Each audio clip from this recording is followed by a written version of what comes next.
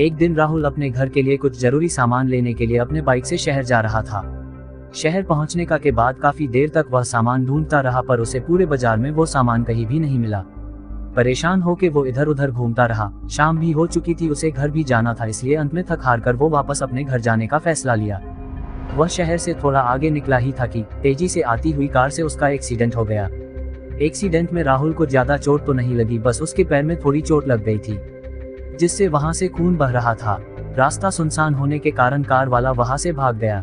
अब राहुल अकेला ही था। उसने अपनी बाइक उठाई और घर की तरफ चल दिया। थोड़ी दूर जाते ही राहुल को एक अस्पताल दिखाई दिया। राहुल ने तुरंत अपनी बाइक रोकी और सोचा, पहले मैं अपने पैर में पट्टी बंधवा लेता हूँ ताकि खून निकलना बंद हो जाए, फिर घर जाऊंगा। फिर राहुल उस अस्पताल के अंदर चला गया। अस्पताल के अंदर का नजारा बहुत ही ज्यादा डरावना था। वहां राहुल को एक इंसान तक दिखाई नहीं दे रहा था। राहुल ने जोर से आवाज लगाई, कोई है यहाँ, मुझे अपना इलाज करवाना है। तभी अंदर से एक औरत की आवाज आई, आप थोड़ा देर वहीं बैठिए, मैं अभी आ रही हूँ। लड़की की आवाज सुन के राहुल थोड़ा शांत हुआ और वहीं पास के टेबल पे बैठ गया। राहुल के बैठते ही वहां की लाइट बंद चालू होने लगी और किसी औरत के डरवाने तरीके से हंसने की आवाज आई।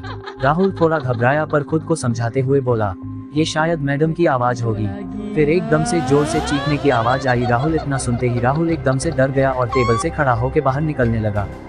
तभी वो मैडम राहुल के पास गई और उससे बोली, हाँ बताइए, आपको क्या इलाज करवाना है। मैडम को देख के राहुल के अंदर हिम्मत आई और उसने कहा, मैडम मेरा एक्सीडेंट हो गया था, मेरे पैरों से खून निकल रहा है, आप इसका इलाज कर दो। मैडम ने राहुल के घाव देखे और उसे अंदर ले गई। वो राहुल का इलाज करने के लिए राहुल के पैर से खून साफ कर रही थी और खून को देख के बहुत खुश हो रही थी। उसने राहुल के सामने की खून को सूंघने लगी। राहुल को थोड़ा शक हुआ तो उसने कहा, मैडम आप ये क्या कर रही हो। उस चुड़ैल ने राहुल को कोई जवाब नहीं दिया, बस डरावनी आवाज में घुरा रही थी और खुश हो रही थी। राहुल एकदम से डर गया और अपना पैर हटा लिया। राहुल के ऐसा करते ही वो चुड़ैल एकदम गुस्से से अपने असली रूप में आ गई और राहुल से कही, मुझे तेरा खून पीना है, तू नहीं बचेगा अब। राहुल ने चुड़ैल का भयानक रूप देखा। सड़ी हुई उसकी चमड़ी, बड़े बड़े दांत। एकदम से राहुल डर के मारे बहुत जोर से चिल्लाया और बेहोश हो गया। कुछ देर में जब वो होश में आया तो उसने देखा उसके पास 2 लोग खड़े थे और उस पे पानी के छींटे मार रहे थे। राहुल ने उन लोगों से पूछा, आप लोग कौन हैं? और मैं तो हॉस्पिटल में था।